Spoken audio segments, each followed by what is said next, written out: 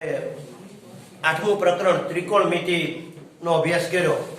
આ પ્રકરણમાં ત્રિકોણમિતિના ઉપયોગો છે અને મેં તમને વાત કરી હતી કે ત્રિકોણમિતિ પ્રકરણનો વ્યવહારમાં ઉપયોગ શું છે, તો કે દૂરના અંતરો માપવા માટે, ઊંચાઈ માપવા માટે, કે કોઈ પહાડ છે, કોઈ વૃક્ષ છે, કોઈ દીવાદાંડી છે, કોઈ મિનારો છે, દરિયામાં રહેલી કોઈ હોડીનું દીવાદાંડીથી અંતર માપવું છે, દરિયામાં રહેલી હોડીથી દીવાદાંડીની ઊંચાઈ માપવી છે, કોઈ વીજળીના થાંભલાની ઊંચાઈ માપવી છે, તો આ બધા માટે આપણે ત્રિકોણમિતિનો ઉપયોગ કરીએ છીએ। એટલે કે ત્રિકોણમિતિય અંતર ઊંચાઈનો આ પ્રકરણમાં આપણે ઉપયોગ કરવાનો છે। તો આના માટે આપણે બે મૂળભૂત રીતે તમે ફરીથી એક વખત વાત કરું તો આપણે જે અભ્યાસક્રમમાં ત્રિકોણમિતિ છે એ કાટકોણ ત્રિકોણની આજુબાજુ છે અને આ કાટકોણ ત્રિકોણમાં પણ કાટખૂણા સિવાયના બે લઘુકોણ માટે જ આપણે ત્રિકોણમિતિય ગુણોત્તરો ભણવાના છે। આ પ્રકરણમાં તમારે જે સૂત્રો ભણવાના છે એ માત્ર બેઝિક 3 સૂત્રો છે કે કોઈ પણ ખૂણાનો સાઇન એટલે શું, તો કે સામેની બાજુ છેદમાં કર્ણ, અને કોસ એટલે શું, પાસેની બાજુ છેદમાં કર્ણ, અને ટેન એટલે સામેની બાજુ છેદમાં પાસેની બાજુ। પછી બાકીના 3 વ્યસ્ત ગુણોત્તરોની ચર્ચા કરવાની જરૂર ન પડે, કારણ કે આ 3 ગુણોત્તરો આવે એટલે એના વ્યસ્તો મળી જાય। પણ અહીંયા પહેલા આપણે સમજવું છે ઉચ્છેદ કોણ અને અવક્ષેદ કોણ। આ એક આપણે માટે નવા બે શબ્દો છે। ઉચ્છેદ કોણ એંગલ ઓફ એલિવેશન અને અવક્ષેદ કોણ એંગલ ઓફ ડિપ્રેશન। તો પહેલા તો એંગલ ઓફ એલિવેશન, તો ઉચ્છેદ કોણ હું તો બહુ સરસ રીતે યાદ રખાવું કે તમે એક ક્ષિતિજ રેખા પર ઊભા છો અને તમારી દ્રષ્ટિ રેખા નીચેથી ઉપર તરફ જતી હોય। તમે એક ક્ષિતિજ રેખા સાથે ઊભા છો અને તમે ઉપર તરફ તમારી દ્રષ્ટિ જતી હોય, તમારે આ એ બિંદુને જોવું છે। નીચેથી ઉપર તરફ દ્રષ્ટિ રેખા જાય ત્યારે આ દ્રષ્ટિ રેખા અને ક્ષિતિજ રેખા વચ્ચે બનતા ખૂણાને ઉચ્છેદ કોણ કહેવાય। બહુ સરળ રીતે ફરીથી કહું છું કે તમે ક્ષિતિજ રેખા પર ઊભા છો, તમારી દ્રષ્ટિ રેખા ઉપર તરફ જાય છે, ક્ષિતિજ રેખા અને દ્રષ્ટિ રેખા વચ્ચે બનતો ખૂણો એટલે ઉચ્છેદ કોણ એંગલ ઓફ એલિવેશન। પછી આગળ વાત કરો તમે હવે, તો આ ખૂણા માટે આ સામેની બાજુ, આ પાછળની બાજુ અને આ કર્ણ, કારણ કે કાટકોણ ત્રિકોણ જ બનવાનું ને। હવે અવક્ષેદ કોણ એટલે શું, તો કે આનાથી ઉલટી વાત કે તમારી ક્ષિતિજ રેખા ઉપર હોય અને તમે નીચે નજર કરો છો। દાખલા તરીકે તમે એક મિનારાની ટોચ પર ઊભા છો અને તમે રસ્તા પર રહેલા એક વાહનનો ખૂણો માપવો છે, દીવાદાંડી પર ઊભા છો અને દરિયામાં રહેલા વાણનો અવક્ષેદ કોણ માપવો છે, એટલે કે તમારી ક્ષિતિજ રેખા ઉપર તરફ છે અને દ્રષ્ટિ રેખા નીચે તરફ જતી હોય ત્યારે જે ખૂણો બને છે એને અવક્ષેદ કોણ કહે છે। પણ બહુ ઇન્ટરેસ્ટિંગ પોઈન્ટ અહીંયા યાદ રાખજો, મોટાભાગના લોકો અહીંયા થોડી અસ્પષ્ટતા કરે છે અને એને કારણે સમજવામાં ભૂલ થાય છે। અહીંયા તમારી ક્ષિતિજ રેખા છે એ ઉપર છે અને તમારી દ્રષ્ટિ રેખા નીચે તરફ છે, ત્યારે જે ખૂણો બને છે ક્ષિતિજ રેખા અને દ્રષ્ટિ રેખાની વચ્ચે એને અવક્ષેદ કોણ કહે છે। પણ આ અવક્ષેદ કોણ હંમેશા ત્રિકોણના ઉપરના ખૂણાની બહારનો ખૂણો છે, એટલે કે ઉપરના ખૂણાનો બહિષ્કોણ છે।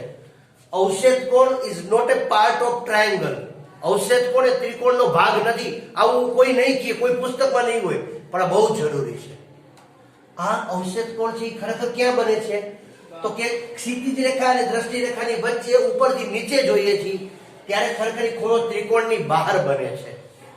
હવે આ ખૂણા માટે સામેની બાજુ પાસેની બાજુ કઈ કહી શકાય નહીં, પણ આવી પરિસ્થિતિમાં તમે આ ક્ષિતિજ રેખા છે એને એક સમાંતર રેખા સમજો, આને એની છેદિકા સમજો અને આ પાયાને પાછી બીજી સમાંતર રેખા સમજો, તો તમને ઝેડ આકાર બન્યો અને યુગ્મ કોણ બન્યો। તો અહીંયા જે થીટા છે એ જ થીટા અહીંયા હોય, એનો અર્થ એમ થયો કે ત્રિકોણના ટોચના શિરોબિંદુની સાથે બહિષ્કોણ બનાવતો અવક્ષેદ કોણ તેની સામેના અંદરના ખૂણાનો ઉચ્છેદ કોણ બની જાય। અને હવે દાખલો ગણતી વેળાએ આ ખૂણો બની ગયો, આ સામેની બાજુ, આ પાછળની બાજુ ના કર્ણ, એટલે અવક્ષેદ કોણ જે છે એ ત્રિકોણની બહાર બનશે। દાખલો ગણતી વેળાએ એ ખૂણાનો બહિષ્કોણ આપણે ધ્યાનમાં લેવાનો, અને આ ખૂણો બની ગયો પછી તો આપણને આગળ દાખલો આવડે છે. તો આ બંને ખૂણાનો આપણે ઉપયોગ કરી અને ત્રિકોણમિતીય ગુણોત્તરોની મદદથી આપણે વિવિધ અંતરો અને ઊંચાઈ માપવાની છે. હવે એક કન્સેપ્ટ હું બતાવું છું તમને, પણ આ વર્ષે જે 30% અભ્યાસક્રમ ઘટી ગયો એમાં આ કન્સેપ્ટ આધારિત દાખલાઓ ઘટી ગયા અને મૂળભૂત ત્રિકોણ આધારિત દાખલાઓ જ આવશે, પણ છતાં આપણે આ કન્સેપ્ટ સમજવો છે. અહીંયા તમે જુઓ તો ઊંચાઈ, અંતર અને બનતા ખૂણા, આ ત્રણ વચ્ચે સંબંધ છે. ઊંચાઈ છે, અંતર છે અને બનતા ખૂણા છે. પછી ભલે ને ઉપરની ટોચ સાથે બહાર બનતો ખૂણો છે એને આપણે અવક્ષેપ કોણ કહીએ છીએ, પણ એનો બહિષ્કોણ તો અંદર આવી જાય છે. તો ખૂણા વચ્ચે, ઊંચાઈ વચ્ચે અને અંતર વચ્ચે શું સંબંધ છે એ હું તમને સમજાવું છું. આ ત્રણ ચલ છે. ચલ એટલે જેની કિંમતો બદલાય. હવે આ ત્રણમાંથી કોઈ એકને અચલ કરી દઈએ અને પછી સંબંધો જોવા પ્રયત્ન કરીએ. ધારો કે ઊંચાઈ અચળ છે. અચળ મતલબ ફિક્સ છે, સ્થિર છે. દાખલા તરીકે એક દીવાદાંડી છે. જો આ જ્ઞાન ખાતર સમજાવું છું. આની ઊંચાઈ ફિક્સ કરી દીધી મેં 100 મીટર. હવે જમીન પરનું એક બિંદુ છે, ત્યાંથી એની ટોચનો ઉચ્છેદ કોણ માપીએ છીએ તો થીટા બને છે. હવે આ અંતર છે એ આટલું છે, ઊંચાઈ ફિક્સ છે. હવે અંતર વધ્યું, આમ આગળ જાવે એમ આ બિંદુથી એનું અંતર વધે અને પાછા આવો તો અંતર ઘટે. તો પેલો કન્સેપ્ટ છે ઊંચાઈ અચળ, સ્થિર રાખો. હવે જો જેમ અંતર વધે, આ ખૂણો માનો કે 60 છે તો આ ખૂણો બનશે 30, આ 60 છે. હજી આગળ જશે તો ખૂણો નાનો નાનો થતો જશે. એનો અર્થ એમ થયો કે ઊંચાઈ ફિક્સ હોય ત્યારે અંતર વધે તો ખૂણો ઘટે. એનાથી ઊંધું, અંતર ઘટે, નજીક આવતા જાઓ તો આ 60 માંથી આ ખૂણો 75 થાય, 80 થાય, 85 થાય. 0 અંતર થઈ જાય ત્યારે ખૂણો કેટલો થઈ જાય? 90. તમને સમજાય છે ને? એટલે કે ઊંચાઈ ફિક્સ હોય તો અંતર અને ખૂણા વચ્ચે વ્યસ્તનો સંબંધ છે. વ્યસ્ત એટલે શું? એક વધે તો બીજું ઘટે, અંતર વધે તો ખૂણો ઘટે, અથવા તો અંતર ઘટે તો ખૂણો વધે. તો અંતર, ઊંચાઈ અને ખૂણા વચ્ચેનો પહેલો સંબંધ ક્લિયર. ઊંચાઈ ફિક્સ તો અંતર વધે, ખૂણો ઘટે, અંતર ઘટે, ખૂણો વધે. હવે આપણે એક કામ કરીએ, અંતરને ફિક્સ કરી દઈએ. અંતરને ફિક્સ કરી દઈએ. અહીંયા જો દીવાદાંડી હતી એના ઉપરથી જોતા એક બિંદુ નજીકના અંતરે તો દૂર દૂર જતો ગયો તો આપણે જોયું કે અંતર વધતો ગયું તો ખૂણો ઘટતો ગયો, નજીક આવતો ગયું તો અંતર ઘટતું ગયું તો ખૂણો વધી ગયો. ઓકે, નાવ હવે અંતર ફિક્સ કરીએ આપણે. દાખલા તરીકે એક બહુમાળી મકાન છે. બહુમાળી મકાનનો અર્થ શું થાય કે એમાં ઘણી બધી મંજિલ છે, માળ છે, બરાબર. દાખલા તરીકે 10 માળનું બહુમાળી મકાન છે. અહીંયા અંતર ફિક્સ રાખું છું. આ માનો કે 100 મીટર છે. તો 100 મીટરથી આ બહુમાળી મકાન છે એનો બીજો માળ જોવો છો, પછી ચોથો માળ જોવો છો, આઠમો માળ જોવો છો. એટલે કે અંતર ફિક્સ રાખ્યું છે, ઊંચાઈ બદલાતી જાય છે. તો આ ખૂણો, એના કરતા આ ખૂણો, એના કરતા આ ખૂણો, તો ખૂણો શું થાય છે? વધતો જાય છે. અંતર ફિક્સ, ઊંચાઈ વધે એમ કરતા કરતા જો હજી ઊંચાઈ આના કરતા ઘટાડો તો ખૂણો નાનો થાય છે. એક તબક્કે ઊંચાઈ 0 થાય ત્યારે ખૂણો પણ શું થઈ જાય? 0. તો બીજો કન્સેપ્ટ આપણે યાદ રાખી છીએ કે અંતર અચળ રાખો એટલે કે સ્થિર રાખો ત્યારે ઊંચાઈ વધે, ખૂણો વધે. બેનો સમપ્રમાણ છે. ઊંચાઈ ઘટે, ખૂણો ઘટે. તો એટ ધ એન્ડ આપણે તો યાદ રાખી લેશું કે અંતર, ઊંચાઈ અને ખૂણા વચ્ચેના આ સંબંધોમાં ઊંચાઈ, અંતર અને ખૂણા વચ્ચેના આ સંબંધોમાં ઊંચાઈ અચળ રાખો તો અંતર અને ખૂણા વચ્ચે વ્યસ્તનો સંબંધ છે. એટલે કે અંતર વધે, ખૂણો ઘટે, અંતર ઘટે, ખૂણો વધે. પણ અંતર સ્થિર રાખવો તો ઊંચાઈ અને ખૂણા વચ્ચે સમપ્રમાણનો સંબંધ છે. મતલબ કે ઊંચાઈ વધે તો ખૂણો વધે, ઊંચાઈ ઘટે તો ખૂણો ઘટે. આ કન્સેપ્ટનો અને ઉચ્છેદ કોણ અને અવક્ષેદ કોણનો ઉપયોગ કરી આપણે આ પ્રકરણના દાખલાઓ આગળ જોઈશું. જો આપણે અહીંયા આ પ્રકરણમાં પાઠ્યપુસ્તકમાંથી 3 ઉદાહરણો અને સ્વાધ્યાયના 5 દાખલાઓ આ ચાલુ વર્ષના અભ્યાસક્રમમાં છે. તો આપણે આ ભાગમાં પાઠ્યપુસ્તકના 3 ઉદાહરણો જોવા પ્રયત્ન કરીએ. તો પહેલું ઉદાહરણ છે, જમીન પર એક ટાવર શિરોલંબ સ્થિતિમાં છે. તો જો આ શિરોલંબ સ્થિતિમાં છે એટલે કાટખૂણો બનાવે. તો જમીન પર એક ટાવર શિરોલંબ સ્થિતિમાં છે. તો AB બરાબર ટાવરની ઊંચાઈ, તેના પાયાથી એટલે B થી 15 મીટર દૂર રહેલા જમીન પરના એક બિંદુ એટલે C, તેના પાયાથી 15 મીટર દૂર જમીન પરના એક બિંદુથી ટાવરની ટોચના ઉચ્છેદ કોણનું માપ 60 છે. ઉચ્છેદ કોણ થયો ને, નીચેથી ઉપર જોઈએ છીએ, આ ક્ષિતિજ રેખા છે, આ દ્રષ્ટિ રેખા છે, બંને વચ્ચે બનતો ખૂણો 60 છે. તો ટાવરની ઊંચાઈ શોધો. તો જો AB બરાબર ટાવરની ઊંચાઈ અને BC બરાબર ટાવરના પાયાથી જમીન પરના બિંદુનું અંતર. હવે તમારે શોધવાનું શું છે? ટાવરની ઊંચાઈ. હવે આ આકૃતિમાં જો તો ખૂણો જાણો છો, પાસેની બાજુ જાણો છો. કઈ બાજુ શોધવાની છે? સામેની બાજુ. કર્ણની તો જરૂર છે નહીં અહીંયા. તો સામેની બાજુ શોધવી છે, પાસેની બાજુ આપી છે. તો સામેની બાજુ અને પાસેની બાજુ આવતા હોય એવું ત્રિકોણમિતિ કયો ગુણોત્તર છે? તો કે tan, કે જેમાં સામેની બાજુ, પાસેની બાજુ અને ખૂણાનો ઉપયોગ થાય. તો આપણે અહીં લખીએ ત્રિકોણ ABC માં ખૂણો C બરાબર 60 છે.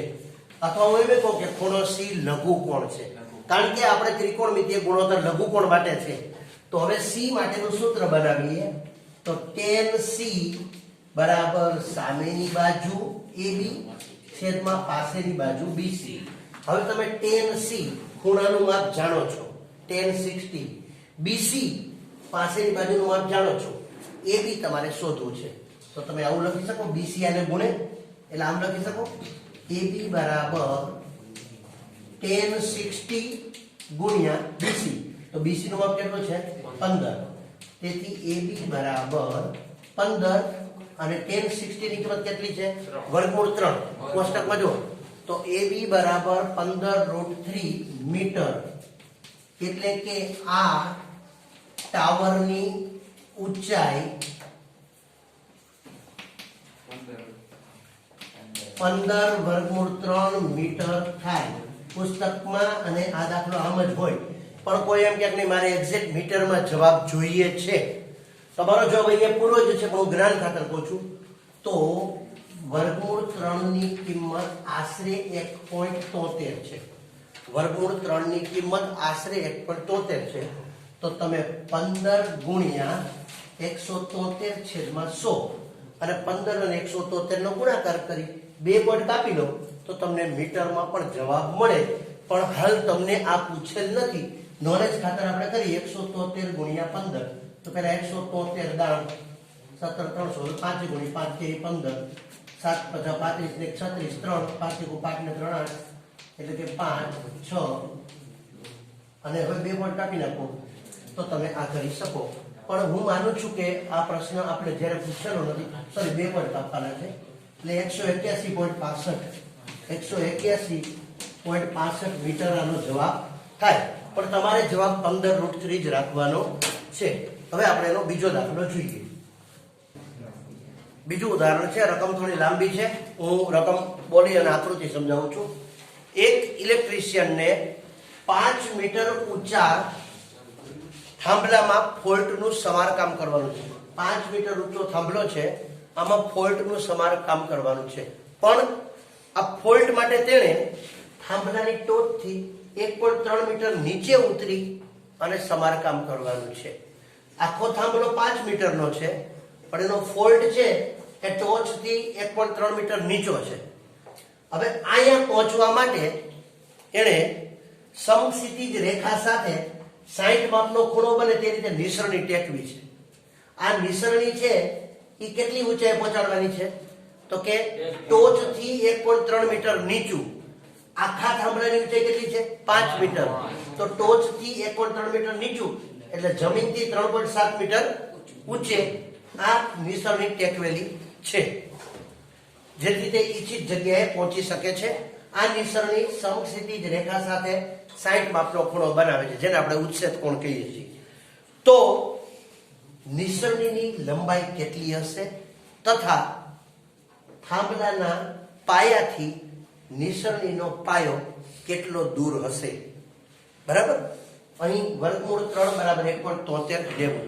હવે તમે જો આકૃતિના સંદર્ભમાં વિચારો તો હું એમ કહી શકું કે AC બરાબર થાંભલાની ઊંચાઈ બરાબર 5 મીટર, પણ BC બરાબર શું છે તો કે ફોલ્ટની ઊંચાઈ. ફોલ્ટ છે એ ટોચ થી 1.3 મીટર નીચો છે, તો થાંભલાનો ફોલ્ટ છે એની ઊંચાઈ કેટલી થશે તો કે 5 માઈનસ 1.3, તો હું સીધું લખું 3.7 મીટર. પછી BD શું છે નિસરણીની લંબાઈ જે આપણે શોધવાની છે, નિસરણીની લંબાઈ. અને CD શું છે થાંભલાના પાયાથી નિસરણીના પાયાનું અંતર. હું આખું ન લખું તો ટૂંકમાં લખી શકું થાંભલાના પાયાથી નિસરણીનું અંતર.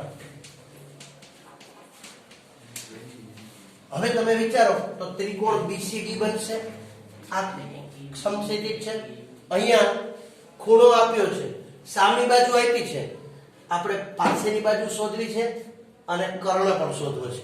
તો બે વખત સૂત્ર વાપરીએ તો પેલા ખૂણો સામી બાજુ અને કર્ણનો ઉપયોગ કરીએ તો આપણને નિસરણીની લંબાઈ મળી જાય. બીજી વખતે ખૂણો સામી બાજુ અને પાછળની બાજુ એટલે tan નો ઉપયોગ કરી તો CD મળી જાય, પણ ચોકસાઈ જરૂરી. તો પહેલા હું એ બતાવું છું, ધ્યાન આપજો. ત્રિકોણ BCD માટે હું પહેલા સામેની બાજુ અને કર્ણનો ઉપયોગ કરું છું, એટલે કે નિસરણીની લંબાઈ આપણે મળી જાય. તો આપણે આમ લખાય sin D બરાબર સામેની બાજુ BC છેદમાં કર્ણ BD. BD શોધવું છે ને BD ઉપર આવે ને sin D ક્યાં જશે નીચે, તેથી BD બરાબર BC. BC એટલે 3.7 મીટર છેદમાં sin D એટલે કે sin 60, તેથી 3.7 એટલે 37.0 અને sin 60 ની કિંમત શું છે વર્ગમૂળ 3 છેદમાં 2, તો એ √3 છેદના 2 ઉપર 2 પંચા 10 એટલે 5. હવે BD બરાબર 37 છેદમાં 5 ગુણ્યા 1.73, કારણ કે વર્ગમૂળ 3 ની કિંમત 1.73 લો એવી સૂચના આપેલી છે, તો 173 અને છેદના 100 ઉપર. હવે 20 પંચા 100. હવે 37 ના ટેબલમાં તમે વિચાર કરો કે તમને અહીંયા 73 સાથે 173 સાથે કોઈ છેદ ઉડે છે, તો તમે 37 ના એના ઘડીઓ તમે જોઈ અને તમે જો લેવા પ્રયત્ન કરો તો તમને એનો છેદ ઉડે છે. જો ઉડતો હોય તો ભલે, નથી ઉડતો તો તમારી પ્રક્રિયા શું થશે તો કે 37 ગુણ્યા 20 એટલે કે 0, 7 દુ 14, 3 દુ 6 ને 1 7, 740 ભાગ્યા 173, 740 ભાગ્યા 173. આ ભાગાકાર તમારે સાઈડ પર કરી લેવાનો, જેની કિંમત આશરે 4.28 મીટર મળશે. 740 ભાગ્યા 173 તમે કરી લેજો તો આશરે કિંમત કેટલી મળશે 4.28 મીટર. એટલે કે નિસરણીની લંબાઈ 4.28 મીટર થાય. હવે આપણે શું શોધવાનું છે તો કે ખૂણો જાણીતી, સામી બાજુ જાણીતી, પાસેની બાજુ શોધવી છે. પાસેની બાજુ અને સામેની બાજુનો ઉપયોગ કરવો છે એટલે આપણે સૂત્ર લખશું tan D બરાબર સામેની બાજુ છેદમાં પાસેની બાજુ. પાસેની બાજુ શોધવી છે એટલે એનો અંશ વાળી લો, તો CD બરાબર BC એટલે 3.7 છેદમાં tan D એટલે કે tan 60 એટલે કે 37 છેદમાં 10 અને tan 60 એટલે વર્ગમૂળ 3.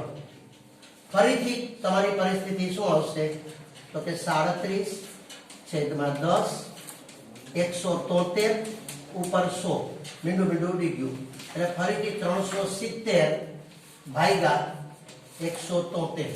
હવે તો તમને થોડી કોમન સેન્સ હોય તો ખબર પડી જાય કે આ 740 છે, આ 370 એના કરતા અડધા છે. તો 370 ને 173 વડે ભાગશો તો આશરે તમને જવાબ આવશે 2.14 મીટર આશરે. આ કિંમતો આશરે મળે છે. એટલે કે થાંભલાના પાયાથી નિસરણીનું અંતર 2.14 મીટર આશરે. આ કિંમતો આશરે મળે છે. તમારે સાઈડ પર આનો નિરાંતે ભાગાકાર કરી અને ચકાસી શકાય આ આશરે કિંમત છે. શું કામ? તો કે વર્ગમૂળ 3 ની કિંમત 1.73 આપણે લીધી ને, એ પણ એનું આસન મૂલ્ય છે, આશરે મૂલ્ય છે, એપ્રોક્સિમેટ વેલ્યુ. એટલે તમારો જવાબ જે આવી એપ્રોક્સિમેટ આવે અને પોઈન્ટ પછીના બે આંકડા સુધીનું એપ્રોક્સિમેશન ચાલે. તો આ પ્રકારે ફરીથી વાત તો શું હતી? તો કે થાંભલો 5 મીટર છે, 1.3 મીટર ફોર્ટ નીચે છે, એટલે થાંભલાની ઇફેક્ટિવ હાઈટ જે આપણે દાખલામાં ગણવાની છે એ 5 - 1.3 એટલે કે 3.7. એનાથી અમુક અંતરે નિસરણી રાખેલી છે. આ નિસરણીની લંબાઈ એટલે ખૂણો સામેની બાજુ અને કર્ણ એટલે સાઈન નો ઉપયોગ કર્યો. પછી ખૂણો સામેની બાજુ અને પાછળની બાજુ એટલે કે tan નો ઉપયોગ કર્યો અને આપણને આ રીતે સામેની બાજુ અને પાછળની બાજુ કર્ણ અને પાછળની બાજુ મળી ગઈ. તો નોંધી લેજો તમે. જો આ થોડો રસપ્રદ દાખલો છે. 1.5 મીટર ઊંચાઈ વાળી એક નિરીક્ષક એટલે કે 1.5 મીટર ઊંચાઈ વાળો એક વ્યક્તિ 1.5 મીટર ઊંચાઈ વાળો એક વ્યક્તિ આ 1.5 મીટર ઊંચાઈ વાળો એક વ્યક્તિ એક ચીમનીથી, આ ચીમની છે, આ ચીમનીથી 28.5 મીટર દૂર રહેલ છે. તેની આંખથી એટલે અહીંયા કઈ હોય વ્યક્તિ ઉપર છે એટલે વ્યક્તિની ઊંચાઈ 1.5 મીટર છે. ચીમની મતલબ દીવાદાંડી એટલું 28.5 મીટર દૂર છે. તેની આંખથી ચીમનીની ટોચનો ઉચ્છેદ કોણ નું માપ 45 થાય છે. તો ચીમનીની ઊંચાઈ શોધો. બહુ રસપ્રદ વાત છે. ચીમનીની ઊંચાઈ એટલે તમારે આ શોધવાનું છે, AB, બરાબર? અને એ પ્રમાણે તમારે આખું વિચારવાનું છે. તો હું એ પહેલા તમને એમ કહું કે AB બરાબર ચીમનીની ઊંચાઈ, BC બરાબર ચીમનીથી નિરીક્ષકનું અંતર. પછી હવે ખાસ સમજો CE શું છે? તો કે નિરીક્ષકની ઊંચાઈ છે. CE બરાબર નિરીક્ષકની ઊંચાઈ જે આપણે આપેલી છે. અને D બિંદુ આવશે. શું કામ? તો કે અહીંયા નિરીક્ષક અહીંથી જોવે છે તો એની ક્ષિતિજ રેખા તો આમ જશે. નિરીક્ષક અહીંયા છે, એની આંખ અહીંયા છે, તો એની ક્ષિતિજ રેખા આમ જશે અને ઉચ્છેદ કોણ 45 નો બનશે. એટલે તમારો ઇફેક્ટિવ ટ્રાયેંગલ વપરાય એવો ત્રિકોણ કયો થશે? ADE. હવે તમે આકૃતિમાં જુઓ તો BC 28.5 છે તો DE પણ 28.5 જ થાય, બરાબર? હવે તમને આ ખૂણો 45 છે, આ પાસેની બાજુ છે 28.5 મીટર. તો આ બંનેની મદદથી AD મળી જશે. AD મળશે એટલે ચીમનીની ઊંચાઈ નો મળી કહેવાય. શું કામ? ચીમનીની ઊંચાઈ તો AD વત્તા DB છે. તો DB નું માપ કેટલું હોય? 1.5. કારણ કે લંબચોરસ છે. તો અહીં આપણે લખવાનું આકૃતિ પરથી DB બરાબર EC અને એ જ રીતે BC બરાબર DE. હવે તમારું કામ શરૂ થાય. તો અહીંયા તમે જુઓ ત્રિકોણ ADE, ત્રિકોણ ADE માટે E ખૂણાનો tan લ્યો સામેની બાજુ છેદમાં પાછળની બાજુ. તો આપણે લખ્યું tan E બરાબર સામેની બાજુ AD છેદમાં પાછળની બાજુ DE. તમારી પાસે DE છે, tan E ની કિંમત 45 છે, AD શોધવું તો આમ લખાય AD બરાબર 10E એટલે કે 1045 ગુણ્યા DE. હવે કિંમત મૂકો. 1045 ની કિંમત કેટલી છે? 1 અને DE ની કિંમત કેટલી છે? 28.5 એટલે કે AD બરાબર 28.5 મીટર થાય. પણ ચીમનીની ઊંચાઈ AB છે એટલે કે AB બરાબર AD વત્તા DB. AD કેટલું છે? 28.5 અને DB 1.5 એટલે કે AB બરાબર 30 મીટર એટલે કે ચીમનીની ઊંચાઈ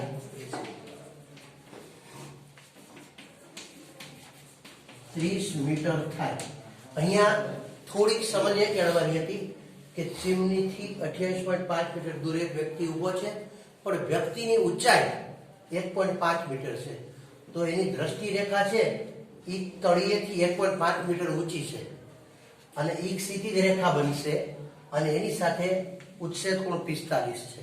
તો તમારો ત્રિકોણ ABC નથી થતો, પરંતુ ADE થાય છે. એમાં ખૂણો 45, પાછળની બાજુ 28.5, તો AD સામેની બાજુ મળી ગઈ, એ પણ 28.5. ચીમનીની ઊંચાઈ એટલે AD વત્તા DB છે, તો 28.5 માં 1.5 એડ કર્યા એટલે કે આની કિંમત આવી 30 મીટર. તો આ રીતે આપણે પ્રકરણ 9 માટેના ત્રિકોણમિતિ ઉપયોગો માટેના 3 ઉદાહરણો જોયા. હવે આપણે સ્વાધ્યાયના દાખલાઓ પાર્ટ 2 માં આપણે જોઈશું, જેમાં સ્વાધ્યાયના દાખલાઓ છે 30% કોર્સ પ્રમાણે 5 આપેલા છે. આપણે એ પાર્ટ 2 માં જોઈશું અને પછી પ્રેક્ટિસ માટે પાર્ટ 3 કે જેમાં વધારાના ઉદાહરણો અને વધારાના દાખલાઓ પણ આપણે જોઈશું. All the best.